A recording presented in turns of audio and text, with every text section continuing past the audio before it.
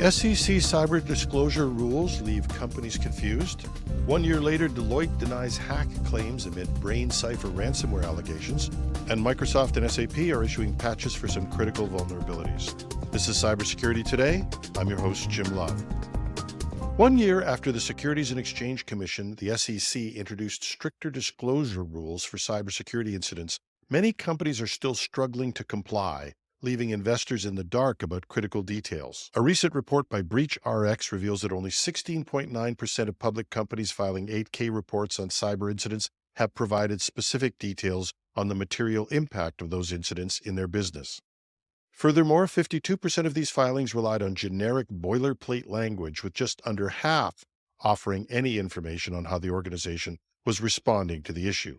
The rules, enacted in December 2023, require public companies to disclose material cyber incidents within 4 business days and to include details of their overall cybersecurity strategies in annual reports. However, ambiguity about what constitutes material has left companies grappling with compliance. Many have interpreted the term narrowly, focusing solely on financial impacts while excluding breaches affecting customer data. The SEC intended for the rules to promote greater transparency and avoid vague statements, but industry practices have fallen short. The SEC was very clear they wanted more transparency, said BreachRx CEO Andy Lunsford. And it's pretty clear that's not what the industry has done. Corporate lawyers have reportedly discouraged detailed disclosures due to concerns about litigation risks. As a result, some companies have adopted minimal reporting practices, prompting criticism from cybersecurity advocates.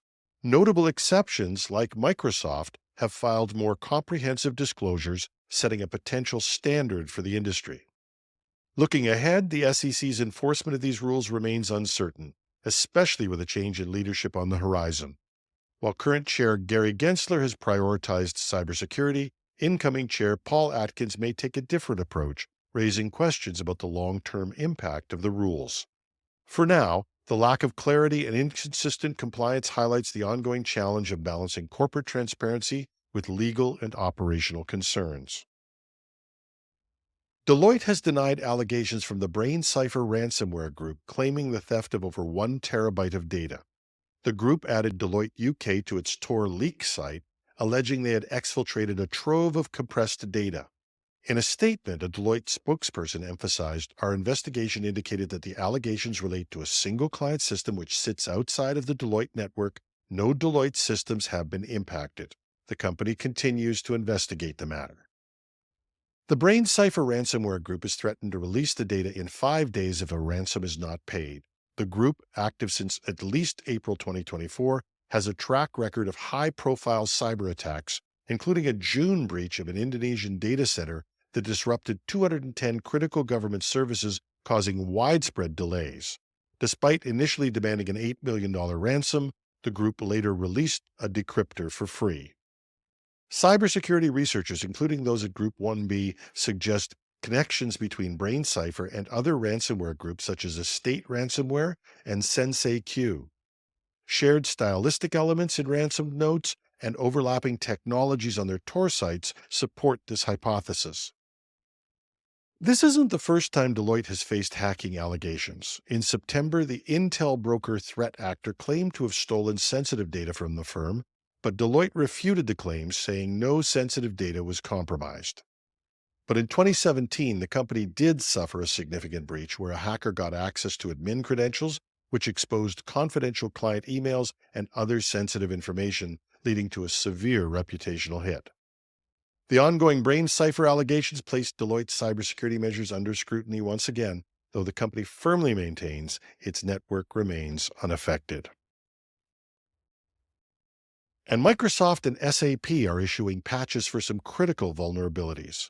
Microsoft's December 2024 Patch Tuesday addressed 71 security vulnerabilities, including one actively exploited zero-day CVE 2024-49138. Among the fixes, 16 critical flaws involve remote code execution, posing significant risks to affected systems. The zero-day vulnerability discovered by CrowdStrike allows attackers to gain system privileges on Windows devices. While details on how it was exploited remain scarce, Microsoft has released a fix to mitigate the risk. The update also includes patches for 27 elevation of privilege vulnerabilities, 7 information disclosure flaws, and 5 denial of service issues. Notably, 2 edge vulnerabilities were resolved earlier in the month.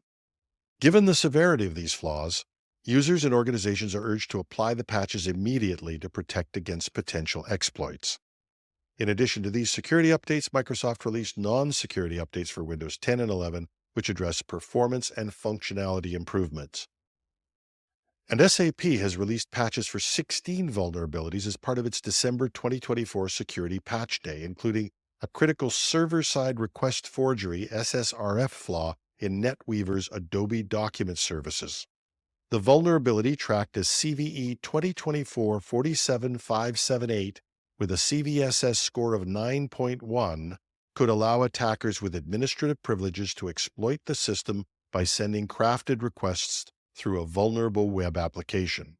Successful exploitation might enable attackers to read or modify files and potentially disable the entire system. The flaw affects ADS SAP version 7.50 and poses a significant threat to internal systems typically protected by firewalls. Alongside CVE 2024-47578, SAP addressed 2 related vulnerabilities, CVE 2024-47579 and CVE 2024-47580, that could lead to unauthorized file access and information disclosure.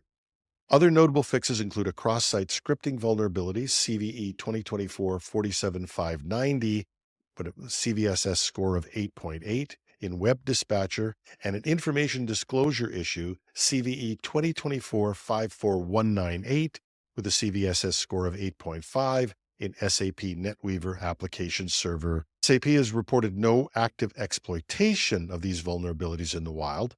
Organizations using affected systems are strongly advised to apply the patches promptly to mitigate those potential risks.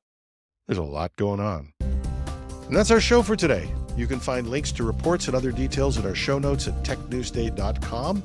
We welcome comments, tips, and the occasional bit of constructive criticism at editorial@technewsday.ca.